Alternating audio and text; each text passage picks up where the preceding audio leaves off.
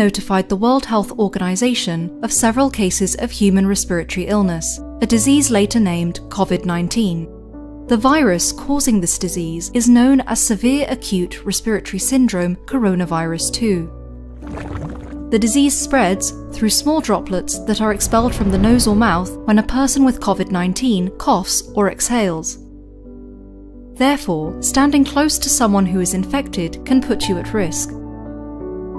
These droplets can land on your hand and be transmitted through something as simple as a handshake, if afterwards you touch your eyes, nose, or mouth, the so-called T-zone. The virus is known to survive on different types of surfaces, so touching these contaminated surfaces and then touching your T-zone brings a high risk of infection. What we know so far: the coronavirus is spherical in shape, and its genetic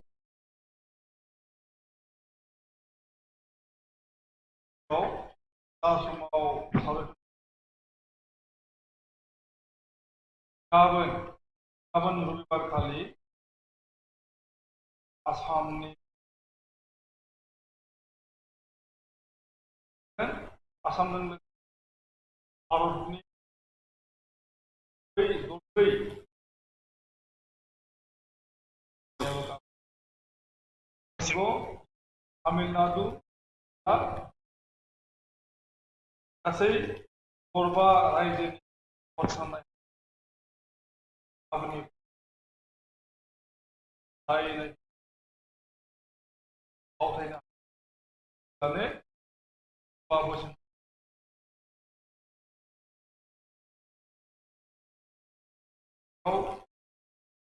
समाव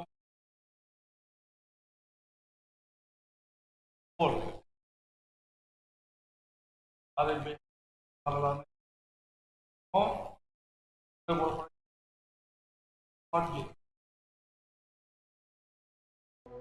In December 2019, China notified the World Health Organization of several cases of human respiratory illness, a disease later named COVID-19. The virus causing this disease is known as severe acute respiratory syndrome coronavirus 2.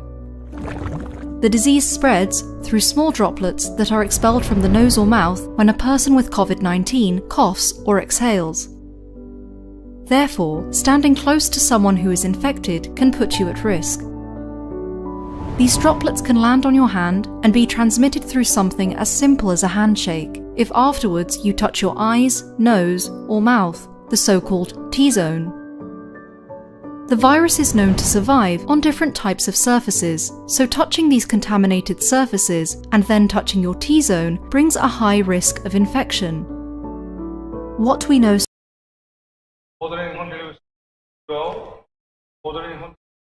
exit pollनि सायाव सावरायनो थाखाय जों गेदेमा सानै हांख्राय लाबोदों आरो अनलाइनाव दङ सासे मावफारिया बेजों लोगोसेनो रायजो राजा गासैबो बे हाबाफारियाव बाहागो लानो हागोन 8135980590 जानबुं नाम्बार डायल खालामोब्ला थोंजोङै जोंनि सावरायनाय हाबाफारियाव बाहागो लाफानो हागोन रायजो राजाया बेनि थाखाय बे खाबुखौ होनाय जादों दिनै बे समाव बड'लेण्ड इंखं टेलिभिजननि एक्जिट पोल गाबोन 2 मे रबिबार खालि आसामनि अनगायैबो पश्चिम बंग तामिलनाडु केराला आरो पुडुचेरी रायजोफोरनि बिसायख'थिनि भट साननाय हाबाफारि आरो बे भट साननायाव जायनोखि बांसिन एमएलए देरहासारनो हागोन बै दोलोआनो फैगौ 5 बोसोरनि थाखाय रायजो खुंनायनि रायजो बेंनायनि बिबानखौ मोनगोन बड'लेण्ड इंखं टेलिभिजननि स्टुडिय'आव दा समाव जोङो हांख्रायनानै लाबोदों दुलाराय बर' फरायसा आफादनि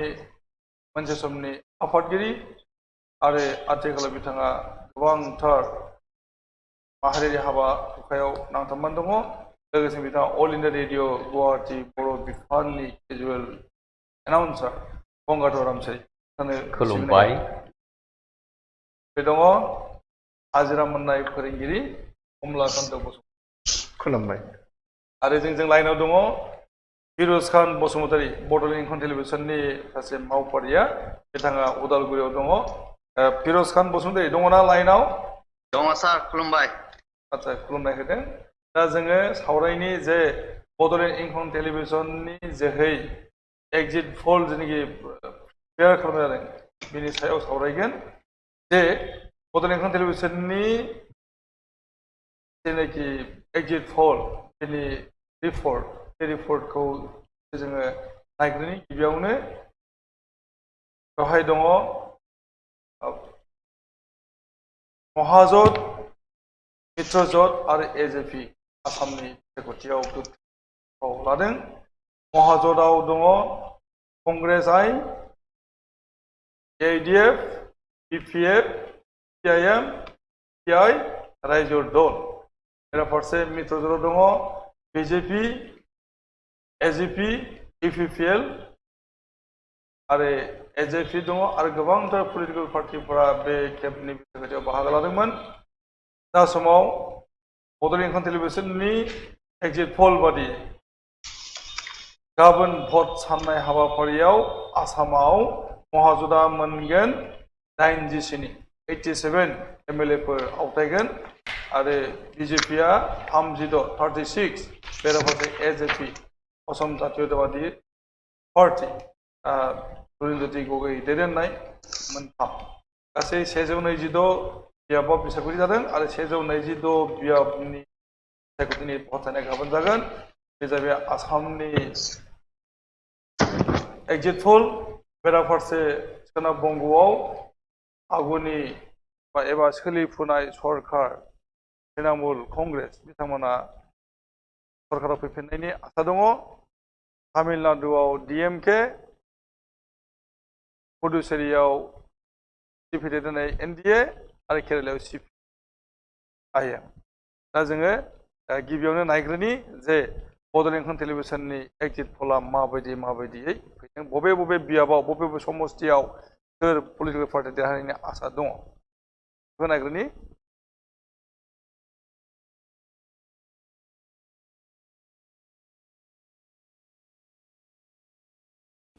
बड'लेण्ड इंखं टेलिभिजननि नायबिजिरनाय आरो रिपर्ट बादियै आसामाव जानानै थांनाय रायजो बिसायख'थिनि भट साननाय खामानिया फैगौ 2 मे खालि जागासिनो दङ। 2 मे खालि भट साननायनि गेजेरजों फैगौ 5 बोसोरनि थाखाय आसामाव सोर खुंथाय बिबानखौ मोनगोन बिनि सायाव रोखा जागोन आरो बे बिथिंखौ लानानै बड'लेण्ड इंखं टेलिभिजननि बिथिंनिफ्राय एग्जिट पोल होनो सिगांदों। गिबियावनो बड'लेण्ड हालामनि सिङाव थानाय आसाम रायजो बिसायख'थिनि बियाबफोरनि एग्जिट पोलखौ होनो सिगांदों। क'क्राझार जिल्लायाव 2 इलेक्सन जिल्ला दङ, गसाइगाव आरो क'क्राझार। गसाइगाव इलेक्सन जिल्ला हिसाबै बेवहाय 2 बियाब गोग्लैदों, गसाइगाव आरो सानजा क'क्राझार। गसाइगाव आरो सानजा क'क्राझार बियाब बेवहाय जोङो मोननो हादों। बेबायदिनो क'क्राझाराव जों मोनसे बियाब मोननो हादों, सानजा क'क्राझार आरो चिराङाव मोनसे सिडली चिरां, बिजनीआव बिजनी, बेबायदिनो बाक्सायाव मुसलपुराव 3 रायजो बिसायख'थिनि भट साननाया जागोन, तामुलपुर, बरमा आरो सापागुरि। उदालगुरियाव बेवहाय मोनगोन पानेरि, गलायगाव, उदालगुरि आरो माजबाद। दा बेफोरखौ नायनानै मोननाय जादों जे गसाइगावआव बिपिएफ देरहानो थांगासिनो दङ, क'क्राझार सोनाब बिपिएफ, क'क्राझार सानजा BPF, Sidli Chirang BPF, Bijni BPF, Sapaguri BPF, Barama UPPL, Tamulpur UPPL, Panery BJP, Kolaigaon BPF, Odalguri BPF, Masbat BPF. बे जाबाय बड'लेण्ड सिंनि रायजो बिसायख'थिनि एग्जिट पल। दानिया फारियै फोरमायलांनो नागिरदों धुबुरीयाव Golakganj Congress, Dhubri AUDF, Gauripur AUDF, Bilasipara west AIUDF, Bilasipara east AIUDF, north Abhayapuri Congress, South Obefuri Congress, Mankasar AIUDF, Salmara South Congress, Bongaigaon Congress, Dudnoi Congress, Gwalpara East Congress, Gwalpara West Congress, Zolesor AIUDF, Bagbor AIUDF, Borpeta Congress, Senga Congress, Zonia AIUDF, Huruketri Congress, Horbhok CPIM, Bhawanipur AIUDF, Pathasarkusi Congress, Borketri Congress, Dharmapur Congress, Nolbari BJP, Komolpur BJP, Rongia CPIM, Dolgao AIUDF, Mongoldoy BJP, Sibazar Congress, Dania Guwahati Rural, Boko Congress, Soigao Congress, Hazo AJP, Polasbari Congress, Guwahati Nagarma, Dispur Congress, Guwahati East BJP, Guwahati West BJP, Jalukbari BJP, Morigaon District, Jagirot Congress, Laurighat Congress, Morigaon CPI, Nogaoni, Borompur Congress, Bodrodroba Congress, Dhing AIUDF, Roha Congress, Nagaon BJP, Rupuhihat Congress, Samuguri Congress, Koliapur Congress, Tanya Hozai Jilla, Hozai Congress, Jomunamuk AIUDF, Lamding BJP, Tezpur, Borsola Congress, Dhekejuli Congress, Rangapara Congress, Sutia Congress, Tezpur Congress, Bishwanath Chariali, Bihali BJP, Bishwanath BJP, Gopur Congress, Lokhimpur, Bihupuria Congress, Nauboisa BJP, Lokhimpur BJP, Dhukokhana Congress, Dhemajiao BJP, Zonai BJP, Jorhat BJP, Dergao Congress, Tiok Congress,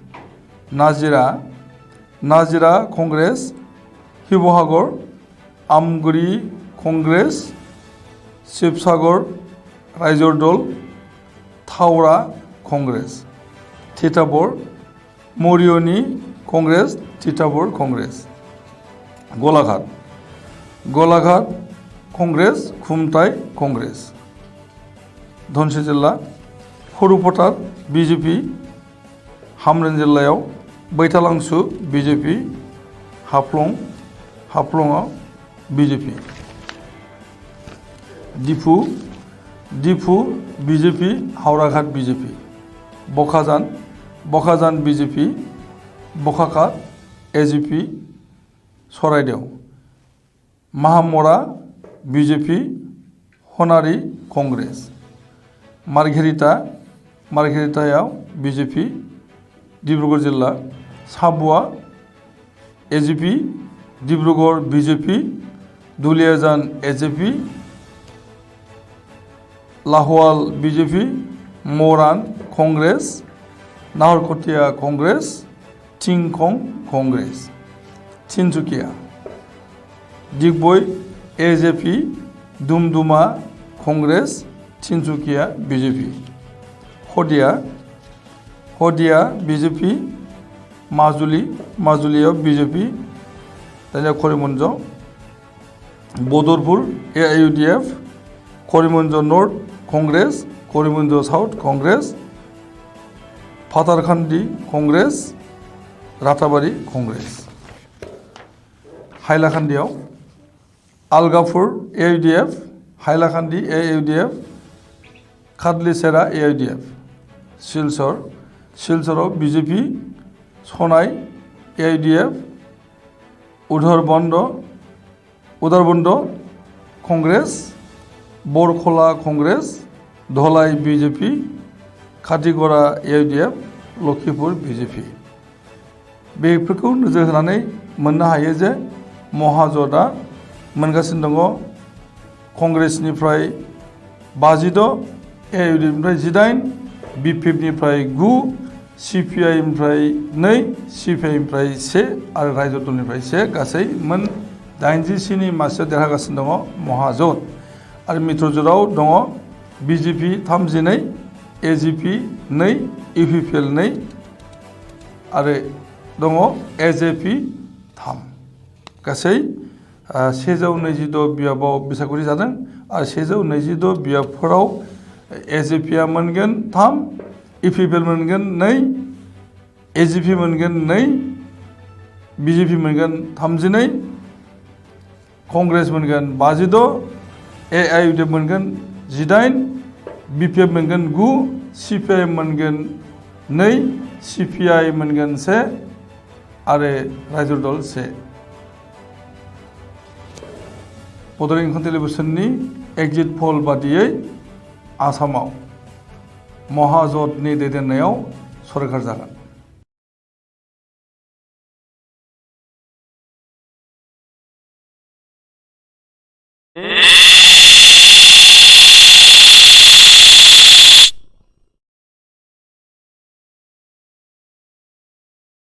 preparation खालामनाय exit poll बेवहाय मोननो हादों जे Mahajot Congress AGP Congress AIUDF BPF CPIM CPI आरो रायजो दलनि जौथ महाजोत बेयो government दङ आरो मित्रजोत BJP BPL AGP बिथांमोनहा 36 मासि मोननानै बिथांमोनहा थागोन बेराफारसे AJP गोदान पलिटिकेल पार्टि अफ आसाम बिथांमोनहा 3 मासि मोनगोन बे जाहैबाय बड'लेण्ड एग्जिट पोल दा समाव जोङो बेनि रिएक्सन एबा बेनि मोनदांथिनि सायाव जों सावरायगोन आरो गिबि जोङो बड'लेण्ड टेलिभिजननि मावफारिया फिरोज खान बसुमतारी सेरजों थांनि बिथाङा दा उदालगुरियाव दङ जे उदालगुरियाव बिनि रिएक्सन बा उदालगुरिनि सिनारिया माबायदि फिरोज खान बसुमतारी औ सार लाइनाव दङ सार आच्छा नोंथाङा बे एग्जिट पोलनि सायाव माबाफोर बुंनांगौ दङ आरो नोंथांनि हालामाव थानाय सिनारि सायाव बुंनांगौ दङ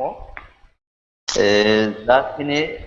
बड'लेण्ड इंखं टेलिभिजना एग्जिट पोल देखायबाय बेयाव बिदि जेबो बुंनो गोनां गैया दा जोंनि गलायगाव समाजनि हिसाबै बा उदालगुरिनि मोनब्रै समाजनि हिसाबै बेवहाय जाखिनि माने एग्जिट पोल ओंखारदों फ्राय माने 80% माने गोरोबदों होननानै बुंनांगोन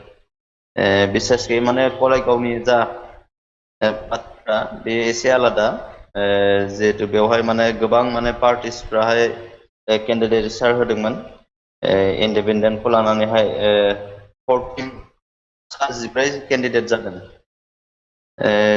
बेवहाय मेन माने बादायनाया जागोन BJP BPF ओमफ्राय UPPL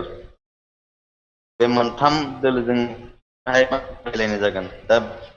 माने भटार्सफोरनि सायाव सोनारगोन गुबैयैहाय माइनरिटि भटार्सफोरनि सायावहाय डिपेन्ड खालामगोन BPF आरो UPPL नि भटार्सआ माने देरहानायाहाय बेनि सोलाय माने जायफोर माने BPF आवहाय दंमोन सिगां बेंगलि हिन्दु आरो बिथांमोनाहाय माने नुनो मोननाय जादों BJP थिंहाय माने सापर्ट होदों आरो जोङो नुनो मोनदोंमोन माने AJP लरेन्ज गगৈनि जा माने बेयाव समस्ति माने गोबां माने माने जों बे माने सानथामसो जेब्ला माने इलेक्सन पलिंनि सानथामसो सिगां माने बिथांमोननि खामानि मावनायखौ माने निउट्रेल नुनो मोननाय जादों जों सानना लानो हायो माने बेयाव माबाफोर इसिङारि बुजाबुजि नामा जायनि थाखाय बिथांमोनाहाय सानथामनि सिगांनो खामानि मावनायनि दाहा जों बेखौ नायोब्ला एसपदाहाय बिजेपि आवहाय कनभार्ट जानो हागौ बिथाङाहाय माने आसामिस जातीय सेन्टिमेन्टखौ लानानैहाय फ्राय माने आसामिस मानसिनि भटखौ बोनोबो हादोंमोन जों नुनो मोनदों सोरगिदिं गिदिंनानैहाय आচ্ছা फिरोज बे बेलायावहाय फिरोज औ फिरोज औ दा सार नोंथाङा बुंदो जे उदालगुरिनि सिनारि उदालगुरियाव औ बड'लेण्ड इनकम एग्जिट पल मथे पानेरियाव देरहागासिनो दङ बिजेपि आरो गुबुन मोनथाम बियाब माजबाट उदालगुरि बेहाय देरहागासिनो दङ बिपिएफनिफ्राय दा बेखौ नोजोर बोनानैहाय नुनो मोनदों जे कलाइगावबो फैदों बिपिएफ फैदों जोंनि हिसाबै दा बे हिसाबैहाय दा आं कलाइगावआव बेखौनो बुंनो नागिरदों जिहेतु माइनरिटि भटआहाय बेवहाय मेजरिटि 50,000 माइनरिटि भट दङ बेवहाय कलाइगाव समस्तियावहाय दा जिहेतु इउपिपिएलआहाय बेवहाय माइनरिटि केन्डिडेट होनाय जादों जुदि इउपिपिएल आहाय माइनरिटि भटखौ माने 1% बो बोनो हाया अब्ला माने माइनरिटि भटआहाय बिपिएफ जोंहाय प्लास जायोब्ला माने बिपिएफ थांनायाहाय बेवहाय रोखा जानानै दङ बेबायदि मोनसे जों नुनो मोननाय जादों बेराफारसे मोनसे रिपर्टबो जोंनाव सफैदोंमोन बे रिपर्टखौ जोङो कालेक्ट खालामदों बे जाहैदों जे कलाइगावआव दुर्गादास बर' बिपिएफ केन्डिडेट दा बेवहाय बिजेपि दंमोन नाथाय बिजेपिखौ सापर्ट खालामनाय इउपिपिएल आरो बर' फरायसा आफादाव जितु इउपिपिएल दङ दा इउपिपिएलनि मददगिरिफोर आरो एबसुनि मावफारिया मोना माने बे बिजेपिनि केन्डिडेटखौ सहाय खालामाखै होननानै मिथिनो मोनदों दा बे जाहोना मा जादों बिदिथ' सहाय खालामनाय जायाखै जिहेतु गावबा गाव दोलोआहाय गावबा गाव माने केन्डिडेट होनाय जादों लास्ट मुभमेन्टआवहाय बिदि मोनसे फैदोंमोन जानांगौ खिन्थु रायजोफोरनि मोखांखौ नायनानै माने बेबायदि थासारिया जेबो जायासै जों नुनो मोननायावहाय बिदि माने बिजेपि केन्डिडेटखौ बा इउपिपिएल केन्डिडेटखौ माने मोननै पार्टिनि दोलोफ्राहाय हेफाजाब होलायनांगौ बिदि जेबो रायलायनाय जायाखै जोंनि मिथिनायाव इउपिपिएलआ जुदि सापर्ट खालामनायमोनब्ला बिजेपिखौ अब्ला बिजेपिया देरहाबोबायमोन आरो नङाब्ला इउपिपिएल जुदि सापर्ट खालामनायमोनब्ला माने इउपिपिएलआ देरहाबोनायसैमोन कलाइगावनि थाखाय बुंनाय जादों बाथ्रा रायलायनायफोरा बिदि सोलिदों गाहाय थाखोनि बा गेजेर थाखोनि लिडारफोरनि खुगानिफ्राय बेबायदिनो मोनसे माने गोरोन्थि बा अनुताप मोनसे सोमजिदों जे होयोब्ला सासेखौनो होनांगौमोन इउपिपिएल बा बिजेपि होमबा देरहानाया माने 100% रोखा जादोंमोन जिहेतु बेवहाय एक्जिस्टिं माने बिपिएफनि एमएलए दं महेश्वर बर'आ दासिमबो एमएलए आनो दङमोन बिथांखौहाय माने फेजेननायाबो गोरलै बाथ्रा नङा जिहेतु बेखौहाय बिथांमोनाहाय मोनदांनो हादों उनावहाय जायनि थाखाय बेफोर बाथ्राफोराहाय ओंखारनो गोनां जादों बेनिफ्राय उदालगुरिनि खोथा उदालगुरियाव रिहन दैमारि दङ आरो रिहन दैमारिजों कन्टेस्ट खालामदों बड'लेण्डनि डेपुटि चिफ गबिन्द बसुमतारिया दा बड'लेण्ड इनकम टेलिभिजननि एक्जिट पल बे मथे रिहन दैमारियानो देरहाबोगासिनो दङ दा गबिन्द बसुमतारिया उन जानानै दङ दा बे हिसाबैहाय गबिन्द बसुमतारि बिराद प्रभाबशालि एबा खुब माने बयजोंबो मोजां मोनजानाय जिहेतु बिथाङा आरो बिटिआरनि डेपुटि चिफ जानानैबो दङमोन अब्ला बिथाङा माने मा जाहोननि थाखाय उन जानानै थागोन साननो गोनां बाथ्रा जिहेतु जोङो नुबोबाय थादों रिहन दैमारिया सासे माने केबिनेट मिनिस्टार दासिमबो दङ बिथाङाहाय बे हिसाबै बिथांनि गोहो बोलोआहाय गोबांसिन जागोन आरो बिथांनि पलिटिकेलनि जा मेचुरिटि बेहा माने जोंनि डिपुटि चिफनिफ्राय गोबां डिपुटि चिफ हिसाबै माने राजखान्थियाव बाहागो लानाया बे गिबि प्रेक्टिकेलि जायनि थाखाय माखासे खायदा कौशलफोरखौहाय माने मिथिजोबाखै जानांगौ इयुनावहाय बिथाङाबो रोंलांगोन आरो दा जा नुदों जा पिक्सार नुदों बेयो माने टक्कर लालायनाया जिहेतु गोब्राब जों बेखौ मोनदांनो मोनदों आरो UPPL आरो BPF नि गेजेराव दा सानैबो गेदेर थाखोनि लिडार जाहैबाय बेवहाय माने इसिङारि माखासे गोहोफोरनि थ्रुयैहाय बा माखासे प्रपेगेन्डाफोरखौ लानानैहाय केम्पेइनफोरा सोलिदों सिं सिं दा बेबायदिहाय जोङो नुनो मोननायाव सरासनस्रायै माने BPF आहाय माने एसे आगबारायदों होननानै जोंबो बेखौनो मिथिनो मोनो फिर'ज बसुमतारी जों नोंथांनो उनाव सम होबावगोन जोङो दान्दिसे ब्रेक लानि ब्रेकनि उनाव जों फैगोन सावरायनायाव जों दान्दिसे ब्रेक लानि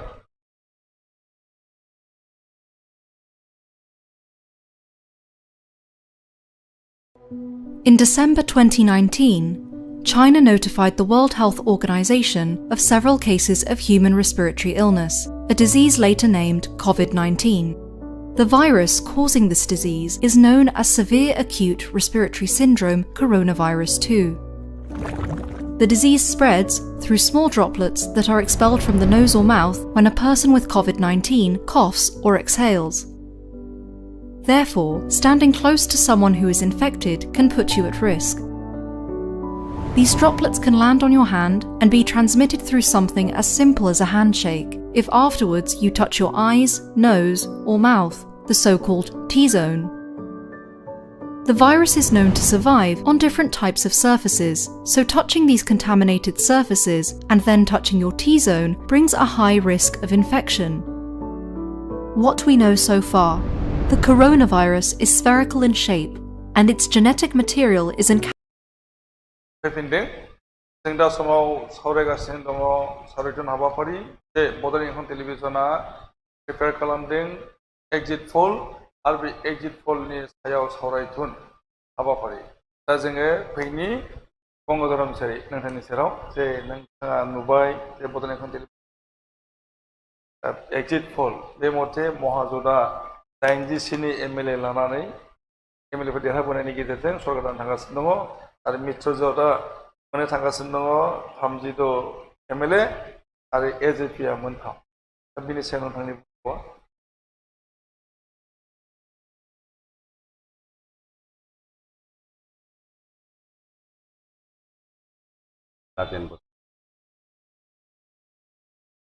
दा बे समाव जे आंनि मावफारिया लानानै आं मान होगोन बे खोथाखौ बबेखानि आं बुंखांनाय गासैबो राजखान्थि हान्जाखौनो मान होनानै आंनि खोथाखौ आं बुंनो बे एग्जिट पोलसो जों सानना लानायसो गुबुनफोरावबो बेबायदिनो एग्जिट पोल खालामगासिनो दं नाथाय फिथाइखौ फाइनाल फिथाइखौ जोङो दिनै हरसे बारबानो गाबोननिफ्राय जोङो मोननो हागोन दा बे समाव आथिखालाव बेबायदि एग्जिट पोलआ बेबादि सोलिगासिनो दङ जोंहाबो साननाय हनायफोरा फैयो बे साननाय हनायखौनो जोङो दिनै फोरमायनो सानदों दा खोथाया जाहैबाय थोंजोंहै मोननै खारदों मोनसे जाबाय महाजोत मोनसे जाबाय मित्रजोत एज ए होल आसामाव बे बाराव महाजोतनि धोरोमा एसे मानिजानाय फालिनाय नुदों फारसेथिं मित्रजोतनिफ्राय जेराव जेराव केन्डिडेटफोर होदों बहाबा बेयो जेन ब्रेक जादों इनफ्रिंजमेन्ट बुंगौ जानाय बायदिखौ जों नुनो मोनदों जेरै दा आंनि बाक्सायावनो बरमा बेवहाय जों सानदोंमोन मित्रजोतआ सासेल' केन्डिडेट होगोन आरो महाजोतआबो बिदिनो सासेल' केन्डिडेट होगोन दा जों नायोब्ला नुयो जे बरमा समस्थियावनो गुबै आं मोनसे माबाखौ लाना फैग्रोदों जे बरमा समस्थियाव मित्रजोतआ गावसोरनि धोरोमखौ फालिनो हादोंना हायाखै दिनै नब सरनिया बिथाङा इन्डिपेन्डेन्ट केन्डिडेट हिसाबै बेहाय बादायदों बा बिथाङा दाबिदार गेलेदों फारसेथिंजाय UPPLनि केन्डिडेटआ जाहैबाय भुपेन बर' आं मिथिनाय उन्दैनिफ्राय मोनबोनाय बेखौ बिनि सायावबो एन्टि इनकाम्बेन्सि जेबो गैया नाथाय खोथाया जाहैबाय मा बिराग बरनिया थामहिनबा नब सरनिया आरो UPPLनि भटआ ज' जानो हानायनि सुबिदाखौ बिथांमोना फायना लानाय बायदि नुयो नब सरनिया इन्डिपेन्डेन्टब्लाबो थोंजोङैनो हिमन्त बिश्व शर्मा बा प्रमद बर'जों अनसायजानाय सासे केन्डिडेट होननानै जोंनि ओनसोलाव रायज्लाय जायो दा जों सानदोंमोन मा जायोब्ला हिराक कर'निया जायोब्ला BPF थोंजों मोजां मोनसे कन्टेस्ट जागोन बा हिराक कर'नियानो आवगायलांगोन आरो फारसेथिं UPPLनि हिराक कर'निया गैयालासेनो बा नब कर'निया गैयालासेनो जुदि भुपेन बर'आल' थायोमोनब्ला खिन्थु हले BPF जेननाया खाथां जाहैनोबो हायोमोन आरो बर'मा समस्तिखौ नोंथांमोना बयबो मिथिगौ नामाव ST पापागुरिया नामाव ST मोनसे समाव डिलिमिटेसन खालामना दोननायनि उनावनो बर'मा होनब्लाथाय BTDनि अनगायैबो खोलाखै हाइरडनि खोलाखै गोबां गुबुन हारिनि भटआ बेवहाय लोब्बा दंजोबो नुनायाव ST रिजार्भ नाथाय गुबुन हारिनि गोबां भटआव बे बेस खालामो जायनि थाखायनो बर'माखौ जोङो गुबुन हारिनि भटनि सायावबो सोनारनो गोनां नुयो दा बे खोथायाव दा दिनै आं नुदों जे बाक्सा जिल्लानि बर'मायाव UPPLखौ देरहानायखौ बड'लेण्ड इंखंनिफ्राय होनाय जादों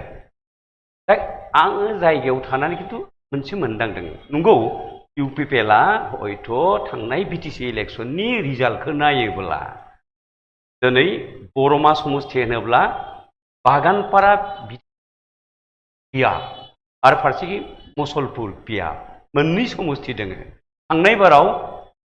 BPF नङा UPPLआ 21,000 बागानपारायावनो मोनदों आरो मुसलपुराव 12,000 मोनदों बेयाव मोनसे खोथा दङ जे एग्जिट पल प्रिपेयार खालामनाय समावहाय जोंनि डाटा फैदों दा बेवहाय नुनो मोनदों जे भुपेन बर' UPPLनि बिजाथि नब कर'निया जाहैबाय गणतन्त्र पार्टिनि आरो प्रबिन बर' दङ प्रबिन बर' जाहैबाय BPFनि आरो दंबावो सरजिनी बसुमतारी BPFनि दङ साबा दङ दा बेखौ नोजोर होनानै मोनदों जे एकमात्र केन्डिडेट होननानै बुङोब्ला BTCनि बायजोनि मानसि बे जाबाय भुपेन बर' भुपेन बर'आ जुदिबा UPPLनि केन्डिडेट BTCनि बायजोनि माने BTCनि बरमा समस्तियाथ' मोननै माने BTC नन BTC एलेखानि दा भुपेन बर'आ नन BTC एलेखानि फैदों भुपेन बर'आ बर'मानि हार्ट नागथिपारा गामिनि बेखौ मोनदों दा बेयो बिनि बाय बाहागि गासैबो माने BTCनि बायजोआव दंजोबो दा बे हिसाबैहाय बिनि BTC बायजोनि रायजो राजाफोर भटारफोर बिसोरो भुपेन बर'नो होनाय जागोन बेखौथ' सोर बुंदों मिथिलिया आङो नाथाय भुपेन बर'नि बाय बाहागिया खोलाहा नन BTC ओनसोलाव दंजोबो होननानै आंथ' हमदांना मोनाखै दा जुदि गोबाङै जुदि होदोब्ला 15,000नि गोबाङै जुदि नन BTC एरियानि भट जुदि फैदोंब्ला बे आलादा खोथा दा जोंनि साननाया ओरै जाहैदों जे नब कर'नियाया GSP हिसाबै बा बर'नि जिखिनि मोनसे कनसेन्ट्रेट भट मोनसे समाव मोननानै MP इलेक्सनावबो देरहालांदों दिनैबो जुदि नब कर'नियाया बै भटखौ मोनोब्ला किसु मोनबाय किसु पार्सेन्ट गुबुन हारिनि भटखौ भुपेन बर'आनो मोनबाय होमब्लाथ' बे जाहैस्लाबगोन ना जाहैस्लाबा बेखौ जों साननो हाखायो फारसेथिं जाय BPFनि प्रबिन बर'आ बेयो मोनसे समाव आसुनि प्रेसिडेन्टमोन बे मोनसे बेकग्राउन्ड दङ बिनि सायावबो एन्टि इनकामेन्सि गैया MLA जाफेराखै देरहायाखै बबेखानि आगोलाव गेलेदोंबाबो देरहायाखै AGPनिफ्राय खेबसे होनायाव नाथाय दासिमहालागै बियो दैदेनगिरि हिसाबैनो BPFनि मोनसे रेपुटेसन लाखिनो हादों दा BPFनि भटआ गथा जाना दङ प्रबिन बर'नि भटखौ सोखावनायनि चान्सआ दंबावो ओरैहाय जे नब कर'निया बेवहाय कन्टेस्ट खालामदों बिथाङा MP बिथाङा बुरजाथार भट मोननायनि गेजेरजों जानानै दङ दा बेनो आरो बे हिसाबैहाय नब कर'नियाया गोबांथार भटखौ होखावनाय जादों BPFनिखौ मा होननानै बुङोब्ला प्रबिन बर'नि जिनिखि बेकग्राउन्ड बे जाहैबाय माने सर'नियाफोरनि बेकग्राउन्ड बेयावबो एसे दङ दा बे हिसाबैहाय गोबांथार सर'निया कमिउनिटि बेवहाय दङ दा बेनि भटफोरखौहाय मोननो लागामोन बेखौ खिन्थु नब कर'नियाया बोखाजोब्बाय दा बेवहाय मोनसे खोथा जाहैबाय BPFनि मोनसे आसाया दंमोन जे मुस्लिम बेवहाय गोबांथार भटार दङ मुस्लिमनि भटआ गथायै फैनायनि आसा दङ प्रबिन बर'नियाव नाथाय नब कर'नियाया गोबांथार मुस्लिम भटखौबो बोखावदों होननानै जोंनि रिपर्टआव ना बे खोथाया माने बे ग्राउन्डआव थांब्ला नुगोन नोंथांमोना जे महाजोता जिथे एलायन्स हिसाबै फैबाय कंग्रेस AIDF आरो BPF फैबाय गते मुस्लिम जि 17,000 भट बा 22,000 भट जोङो बेखिनि भटआ सोरबा सोरबा 10% UPPला लांबाबो सोरबा नबसरनिया 10% लांब्लाबो नाथाय 80%आ किन्तु बेफोराव कंग्रेसआ जिहेतुके BPF खौ मदद खालामबाय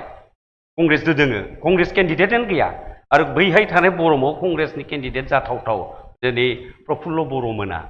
बिसोरो देहेखे नांनायखौ नुदों आरो मोनसे फेक्टरबाव दोङो बरमायाव बेयावनो जाबाय लेफ्ट फ्रन्टआ जिहेतु महाजोताव दोङो CPMआ CPMनि 7,000 भटनि 5 to 6,000 भटआ बबेयाव थांगोन बे 5 to 6,000 भटआ प्रबिन बर'निखौ थांगोन बेखौ जोङो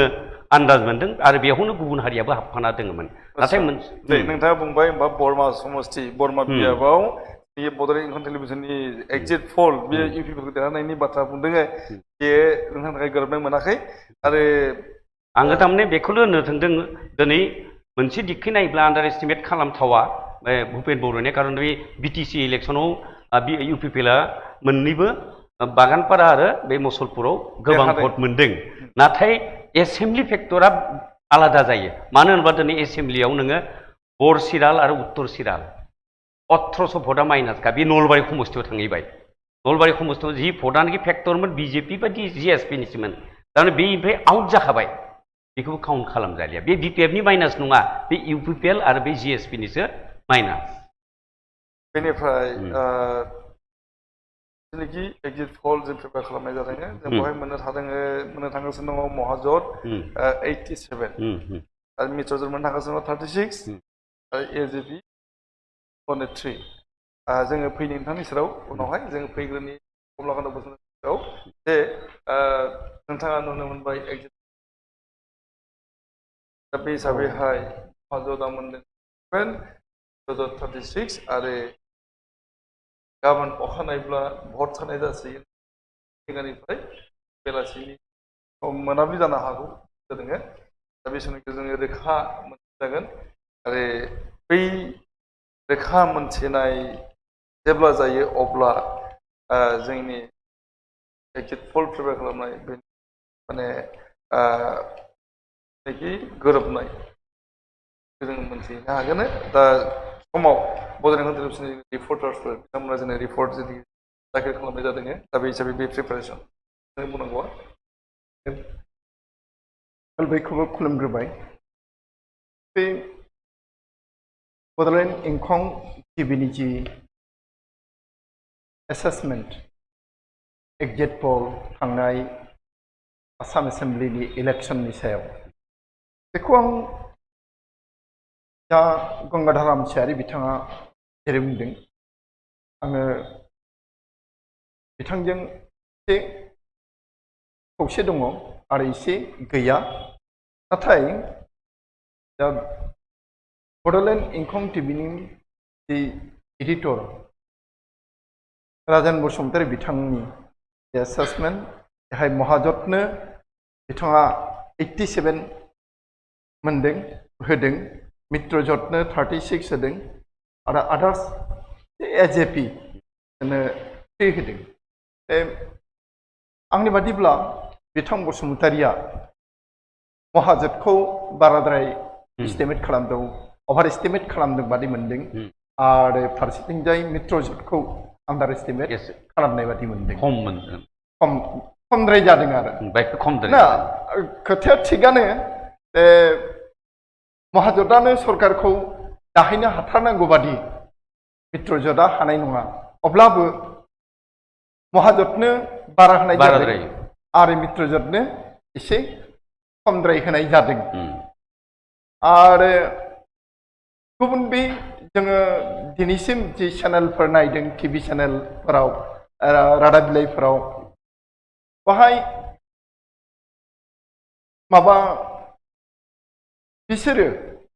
अखम जातीय परिषदनो जेबो गुरुत्वखौनो होआखै सोरबाथ' मोनफा गाहामबो मोनसेखौबो होनो नागिराखै जातीय परिषदनो दा बिथाङा बेहाय मोनथाम होदों खोब मोजां जादों आंथ' सानो मोनथामनि बाराबो मोननो एसे बारा मोनगोन नामा मोनसे मोनब्रै मोनगोन नामा बिदि सानदों आरो बेयाव बारा मोनैब्ला बे एसे खमिबोबाय महाजननिया दा बेहाय रायजो दलबो दङ रायजो दलनो मोनसे दं रायजो दलबो दङ दा आङो बिजनि समस्तिनि मानसि बे हिसाबै दिनै खोथाखौ एसे बुंनो नागिरदों आरो बिजेपि माने बिजनियाव जाहा बड'लेण्ड इंखंनि एडिटर बिथाङा समस्तिखौ बिपिएफनो होदों आं नाथाय खोब सन्देह खालामदों जे बिपिएफआ जे बिजेपिखौ माबाखौ बिजनि समस्तिखौ दखल खालामनो हागोन बेखौ आङो एसे सन्देह खालामदों सन्देह खालामनाया ओरैहाय जे से नम्बरावनो बे हान्जाहा बिपिएफआ इलेक्सन समायाव मावग्रा मानसिनि जोबोद आंखाल जादोंमोन आरो रांखान्थिनिबो आंखाल जादोंमोन मावग्रानि आंखाल आरो रांखान्थिनि आंखाल मावग्रानि आंखालाव ओरैबादि जों नुनो मोनदों जे प्रतिष्ठान बिरोधी ढौ बे इलेक्शन जानायनि सिगां अर्थात जेब्ला माने हान्जाफ्रा पार्टिया माबा खालामगोन केन्डिडेट सेलेक्शन खालामगोन बिनि सिगांनिफ्रायनो जोंनि बे बिजनि समस्तियाव प्रतिष्ठान बिरोधी जि ढौ बे सोलिदोंमोन आरो दा कमल सिंह नार्जारी बिपिएफनि केन्डिडेट बिथांखौ नांथारा होननानै सोरबा सोरबा मानसिया बिपिएफनानो बावथिफ्रा हान्जाखौ गारनानै दस्रायाव थांदों आरो गुबुन फारसेथिंजाय जे बिजनि समस्ति बे बिजनि समस्तिया आसामनि माने बङाइगावनि एसे बाहागो गोग्लैयो बे बङाइगावनि बेयाव गोग्लैनाय पातेला दहा बगुरिगुरि बेफोर पाटकाटा बेनिफ्राय माबा दंबावो कुस्लायगुरि बेफोर ओनसोला मा बङाइगाव गोग्लैदों आरो बिसोरो आगोल कमल सिंह नार्जारीनिनो बिपिएफनिनो भटखौ होदोंमोन नाथाय एबार जों खोनादों जे बिसोरो जायफोर बाङालिफ्रा माबानो होदों बिजेपिनि होदों आरो माबाफ्रा बुंनो थाङोब्ला असमिया बे खेबनि बिजनियाव माने कमिउनेल पलिटिक्सआ बहाय बांसिनै जायगा मोनदों एसे फैदों जे बे माबायाव असमिया जायखौ जों राजबंशी होनो बिथांमोनाबो निजा केन्डिडेट दं होननानै बे जातीय परिषदनि सासे दङ बिथांनोनो भटखौ होदों होननानै बुंसोगारदों आरो अब्लाबो मोनगोन एसेब्लाबो बिपिएफआ राजबंशी मानसिनिफ्राय भटखौ मोनगोन आरो ओरैबादि बुंनाय जादोंमोन जे अभार एस्टिमेट खालामनाय जादोंमोन नामा पार्टिया जे बेसेबां मुस्लिम भटार दङ बे मुस्लिम भटारनि माने 80% मोनगोन होननानै बुंसोलायदोंमोन नोंथाङा मा बुंनो नागिरदों बिपिएफनि जेनाखि एक्जिट पोल बे मथे बिपिएफआ देरहागासिनो कमल सिंह नार्जारीया आरो बेयो बुरजाथार भटनि बेब'धानाव देरहानाय नङा अजय राय आं बिदिखौनो बुंनो लादों आरो आंनि एस्टिमेटआवबो जे कमल सिंह नार्जारीया देरहायोब्ला खोब खम भटआव खुनुरुखुमै देरहानो हागौ नाथाय बिथांनि कम्पिटेन्ट जानानै दङ अजय रयआ बिजेपिनि बिथांनावबो गोबां भट दङ आरो फारसेथिंजाय इउपिपिएलनि बे इउपिपिएलआ आंनि मथेब्ला थार्ड पजिशनाव फैगोन आच्छा जोङो दा दान्दिसे ब्रेक लानो सिगां जोङो ब्रेकनि उनाव फैफिनगोन जोंनि सावथुन हाबाफारियाव जों दा समाव दान्दिसे ब्रेक लादों आरो फोसावनाया बेनो जे दा समाव जों जेनाखि सावरायनाय हाबाफारि लादों बेवहाय रायजो राजायाबो जोंनो सावरायफाहरनो हागोन सावरायनायाव बाहागो लाफाहरनो हागोन 8135980590 जानबुं नम्बराव डायल खालामबानो जोंजों डाइरेक्ट कानेक्सनाव फैगोन आरो रायजो राजाजों नोंथांमोनाबो शेयार खालामनो हागोन जों दान्दिसे ब्रेक लादों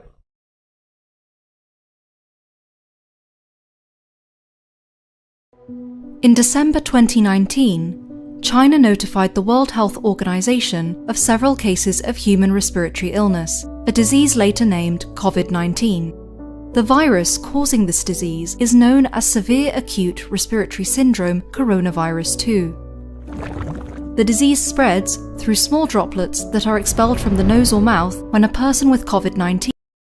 फैफिनदों दा समाव सावरायगासिनो दङ एक्जिट पोल अफ आसाम दा गाबोनो फुंनि 7 रिंगानिफ्राय भट सानख'नाय हाबाफारि जागासिनो दङ मोनाबिलिहालागैनि गेजेराव भट साननाय हाबाफारि जोबगोन दासिमबो जों सावरायनि जे बड'लेण्ड इंखं टेलिभिजननि एक्जिट पोल मथे आसामाव महाजोतनि सरकार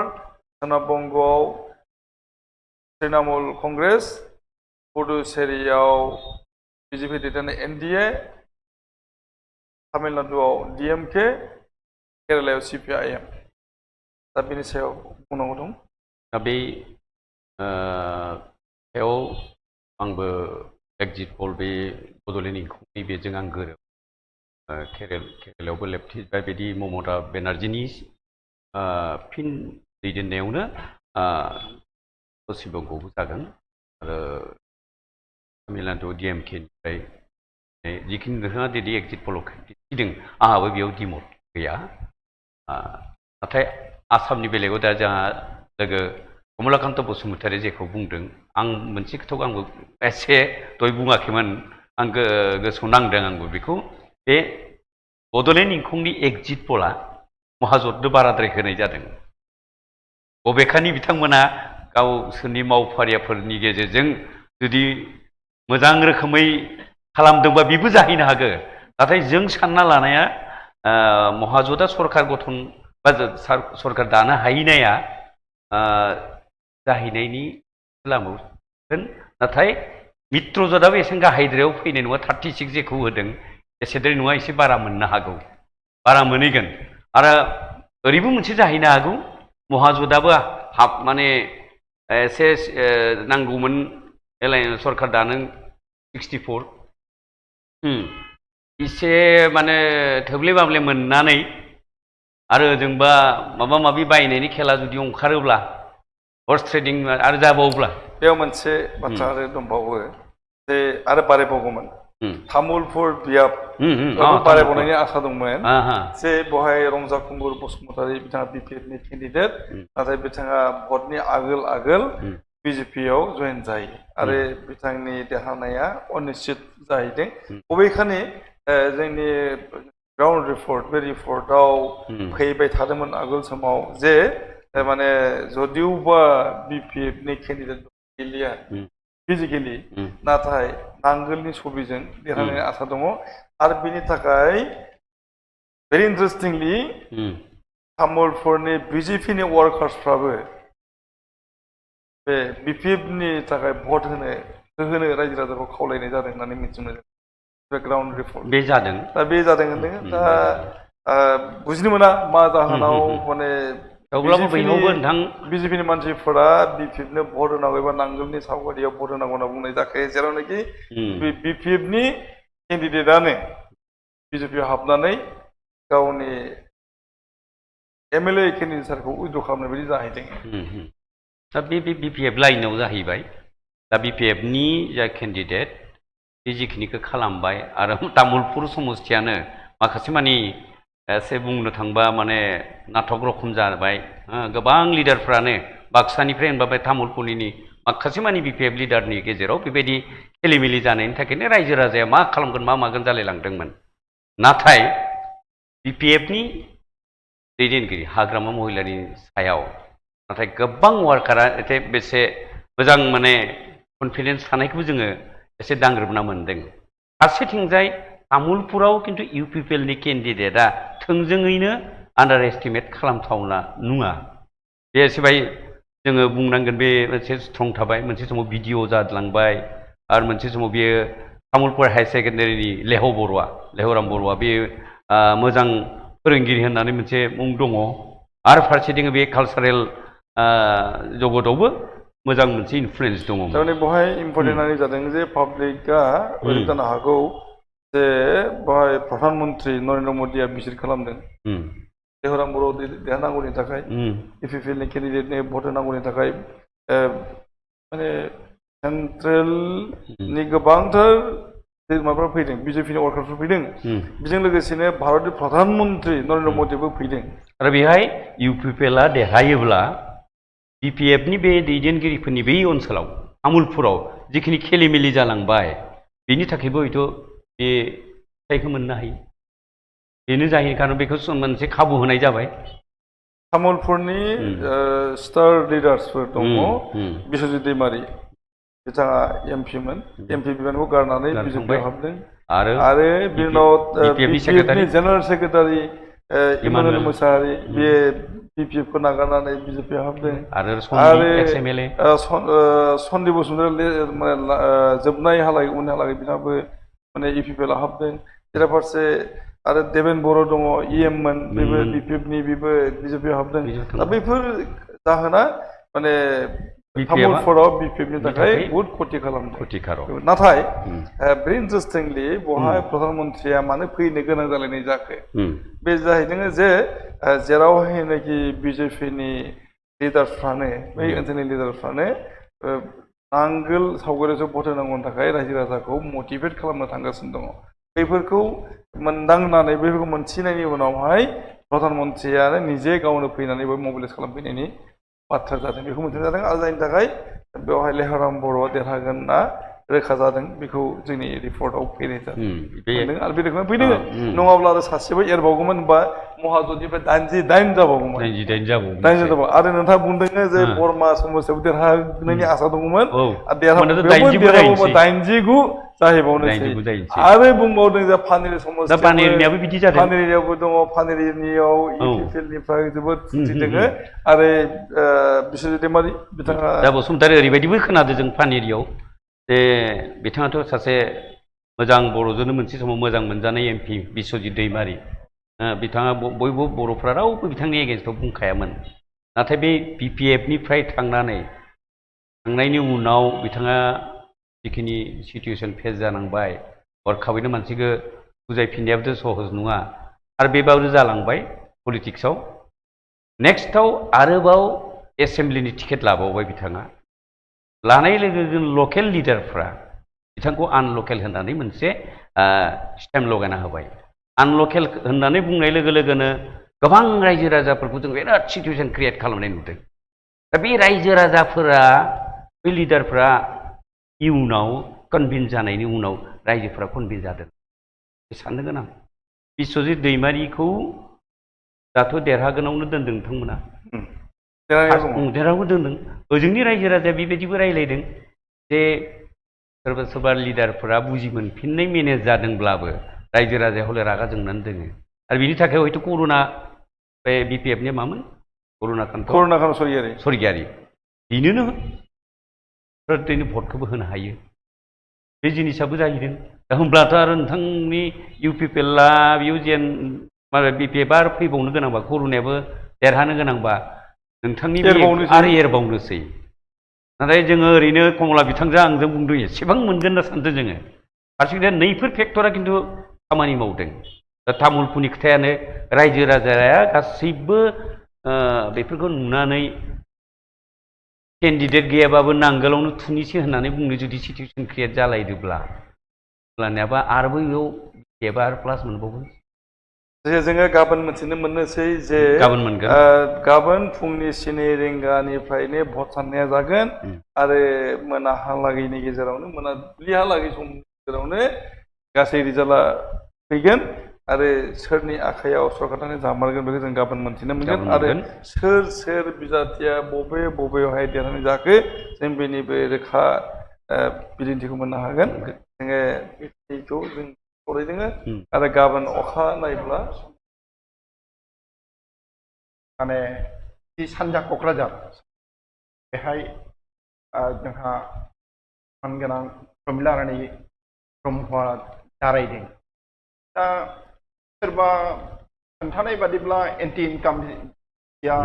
लाम जादों सोरनिबा मथे बिदिद्राय नङा नाथाय इउपिपिएलनि केन्डिडेटआनो जोबोद स्ट्रं आरो स्टार केम्पेइन फैनाय बिजेपिनि इउपिपिएलनि जानानै बे केम्पेइनफोरा बहुद खामानियाव होदों होननानै बुंसोलायदों बेखायनो प्रमिला रानी ब्रह्मखौ इस्ट क'क्राझारनिफ्राय देरहानाय नङा बिदि होनसोदों आरो दा मोनसेया जों ओरै खोनानाय जे गोबां प्राइमारियानो पार्टिनि BPF-नि गोबां प्राइमारि कमिटियानो दा मेडामनि बागै गैयामोन आरो दा बे माबायदि जाखो आंथ' माने आसा खालामनो हायाखै आरो बायदेवखौ दा बड'लेण्ड टेलिभिजननि एग्जिट पल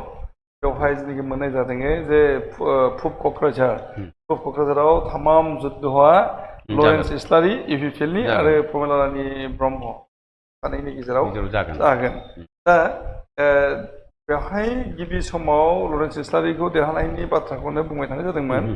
नाथाय उन समावहाय जेब्लानाखि भट जाथारनोसै सम अब्ला माने BTR-नि जेनाखि सरकार कमल बर' दैदेननाय सरकार बे सरकारा माने एन्टि इनकामबेन्सि वार्ड्सफोरखौ जोबोरै मावदों होननानै मोनसे आराव जादों होननानै बुंनाय जादों आरो क'क्राझार बे बांसिनै जादों आरावा जे माने बिथांमोना आगोलनि बखिया जेनाखि स्किमफोर दंमोन स्किमफोरनि फान्डफोर बेखौहाय रिलिज खालामनाय जादों आरो 30%हालागैसिम कमिसन जादों होननानै गोबां आराव जादों आरो बैफोर रायजो राजानि सेरावहाय सहैनायनि उनाव जानो हागौ प्रमिला रानी ब्रह्मनि थाखाय लामाया गेंसिन माने एन्टि इनकामबेन्सि गैयाबाबो रिसेन्ट एन्टि इनकामबेन्सि बेबो जादों दा UPPLनि सायाव माथो जोंहा बिसार खालामथाव जायालाय बेबायदि आर्गुमेन्टआ रायजो राजानि गेजेराव सहैदों बे बाथ्राया जोंना रिपर्टआव सफैनाय जादों बेफोरो दा बैफोर कारना माने देरहाथारनांगौ खायसेफोरखौ लुजार खालामनाय जादों बिदिबो आराव जादों आरोखि दा बेफोर आरावखौ सोर खालामगोन नंमारगौयै जादों ना घटनाया ना बेखौ सोरबाया आराव खालामनानै होखो बियो माने बिहाइन्ड अफ द स्क्रिन माने फैसालिनि आन्दोआव थाबाय बसुमतारी नोंथां बे जोंनि सुबुं दारायारि बे माने डेम'क्रेटिक मोनसे इलेक्सन सिस्टेमाव जों दासिमबो EVM माबायावसो हाबजोबना दङ नङा होमब्ला जोंनि सानना लानायसो बियो जों रायलायबाय नोंथाङाबो रायलायबाय नोंथांमोना एग्जिटआव लाबाय गाबोन जोङो 7 रिंगानिफ्राय साननो लागा बेयावसो गुमुरखौ मोनथारगोन जोङो आरो जायखिजाया जायानो देरहाया मानो बे रायजोनि खामानि मावथों बेखौनो जों आसा खालामबाय जों नुनो मोनदों मैयानि समाव मैयानि आगोल समनिफ्राय जेनाखि बा मिडियाफोरा एग्जिट पल डिक्लेयार खालामनाय जादों बेवहाय मित्रजोटखौ फैगोन होनना बुंनाय जादों मित्रजोटनि सरकार जागोन नाथाय बेलासि बुब्लिनिफ्राय जेनाखि मिडियाफोरा फोसावफिननो लागै हमबाय जे महाजोटआ 75, 78 आरो बिदिनो 70नि एबभ गोजा हिसाब होनाय जादों बबेखानि दिनै बड'लेण्ड टेलिभिजन ब्लेम होबाय जे माने एफा बुरजा होगोन महाजोटनो 87 होदों दा 87 होनाया जाहैबाय बेवहाय जोंनि रिपर्ट जों फैनाय जादों रिपर्ट पेपार फोरमायदों जेरावनाखि BP बा देरहानायनि जोंनाव गिबि समाव रिपर्ट फैदोंमोन खालि मोनसेनिल' 7 नाथाय उन समावहाय बे जेनाखि भटार्सफोर आरो रायजो राजानि सिङाव हाबनानैहाय जेब्लानाखि जोंनोहाय रिपर्ट दाखिल खालामबाय जे BPFआ मोनगुआव देरहानाया खाथाय जागासिनो दङ आरो नोंथांमोना बुंबाय जे बरमायाव देरहानायनि आसा दङ बा फैनोसै मोनजि आरो तामुलपुरावबो जुदि सिम्बलानो देरहायोब्ला बय रंजा खुंगुर बसुमतारिया BJPआव हाबबाय बा केन्डिडेटआनो गैला दा देरहायोब्लाबो बे इनभेलिड जागोन दा बेबायदियै जुदिबो देरहाबोयो अब्लाबो BPFनि जानानै फैनोसै आरो फानेरियाबो बिदि जायोब्ला आरो फानेरियाबो जुदि देरहायोब्ला दा अब्ला मोनजिसे आरो बेजों लोगोसेनो आरो मोनजिनि जाहैबाय दा बे रोखोमै माने बांबावनोबो हागौ आरो बिदिनो कंग्रेस आरो बेफोरखौ बेस खालामनानैनो BPFनि गाहाय हाग्रामा महिलारि भारतआव जों देरहागोन होनना बुंबाय हादों नामा बेनिफ्राय बे फारहाजार खुसिखौ दा सरबग समस्तिखौ नागारनानै फारहाजार कन्टेस्ट खालामहैदों रन्जित कुमार दास BJPनि अबयसे जों बड'लेण्ड टेलिभिजननि जेनाखि एग्जिट पल बेवहाय रन्जित दासखौ जेनगोनखौनो होनाय जादों जोंहा जेनगोनखौ होनाय जादों आरो बेजों लोगोसे दंबावो अतुल बरा बिथांखौ देरहानायनि बेवहाय आसा खालामनाय जादों देरहागोन नाथाय बिथाङाबो जुदि जेनोब्ला अब्ला आरो महाजोटआ बांबावगोन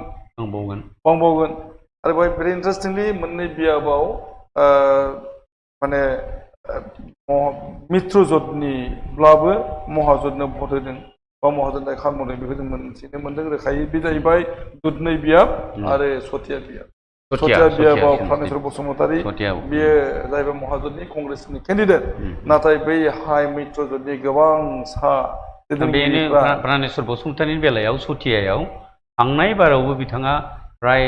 52,000सो भट मोननानै 1600 भटआव जेनदों माने बेयो माने पद्म हाजरिका बायदि स्ट्रं बेयावबो सानैल' बांसिन स्ट्रं जायो जेनेका अदालगुरियाव दिनै बिटिआरनि डेपुटि चिफ गबिन्द बसुमतारी आरो लोगोसे मन्त्रि रिहन दैमारी सानैल' केन्डिडेट बेबादिनो सथियाबो बिदिनो पद्म हाजरिका आरो प्रानेश्वर बसुमतारी बिराद जालायथारो कन्टेस्टआ देग्लाय खिन्थु महाजोत नालाय एबारानो कंग्रेस हिसाबैल' मोनबाय बियो कंग्रेस हिसाबैल' गेलेबाय एबाराव एआइडि थादेरबाय बिपिएफ थादेरबाय सिपिआइएम थादेरबाय आरो प्रानेश्वर बसुमतारीनि बेलायाव हानायमानि 80% बर'आनो ज' जायो बेनिफ्राय बसुमतारी नोंथां गेजेरावनो आं मैयासिम बा दाखालिसिम आसामनि बे गुबुन चेनेलफोरा मित्रजोतनि फरैनो दंबाय थायोमोन मा बेसिसाव माने बिथांमोना इभिएम टेम्पारिं खालामनायखौ जाफुंसारगोन बिदि सानदोंमोन नामा आरो मोनसे खोथा बेहायनो जे आसामनि बाहेरानि जिफोर माने नेशनेल चेनेल दङ बे चेनेलफोरा खिन्थु मित्रजोतखौनो बुंबाय थादों मित्रजोतआ फैगोन दिनैनि समाव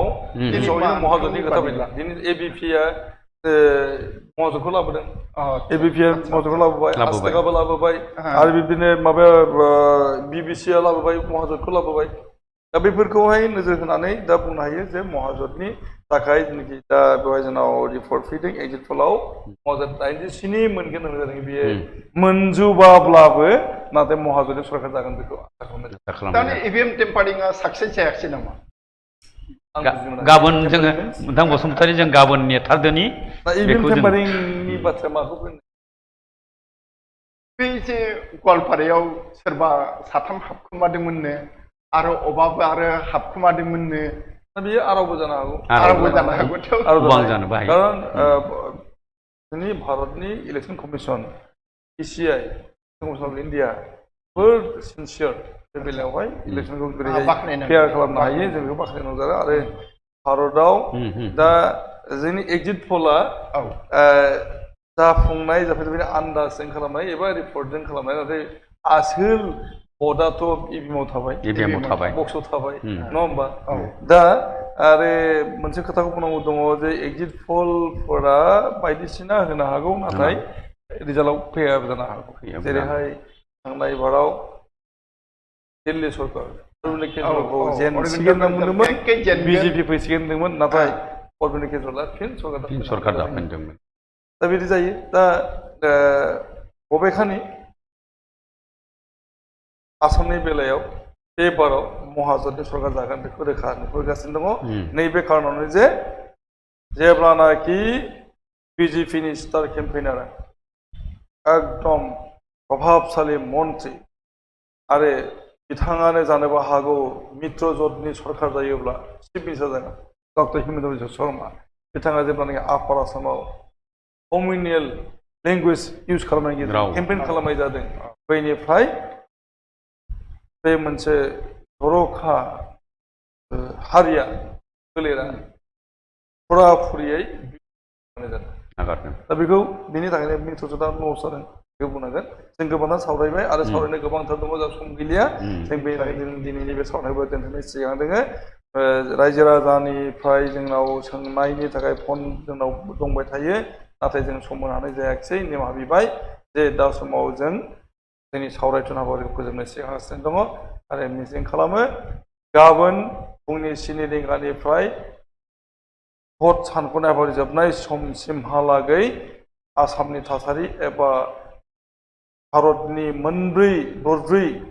रायजोफोर दंबावो पश्चिम बंग तामिलनाडु केरेला आरो पुडुचेरी बैफोर रायजोनि भट साननाया गोजोन थांगोन थासारिया जेबो गन्दगल जानाय नङा आरो बुंनाय जाखादों बा COVID-19नि थाखाय ससियेल डिस्टेन्सिं खालामनायनि गेजेरजों गासै इलेक्सननि सानख'नाय हाबाफारिया भट सानख'नाय हाबाफारि जागोन बे मिजिं खालामबाय बयनिसिमबो गाबोन समनि थाखाय जबान होनानै हाबाफारि फोजोबनो सिगां दोङो गाबोन फुंनि 9 रिंगानिफ्राय भट सानख'नाय हाबाफारि जोबनाय समसिमहालागै बड'लेण्ड इंखं टेलिभिजननि लाइभ टेलिकास्ट हाबाफारि सोलिबाय थागोन सावरायथुन हाबाफारि सोलिबाय थागोन आरो मोनबाय थागोन टाइम टु टाइम आपडेट भट सानख'नायनि गोजोन्थों खुलुमबाय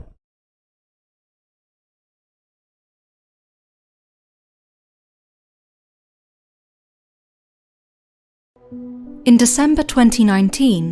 China notified the World Health Organization of several cases of human respiratory illness, a disease later named COVID-19. The virus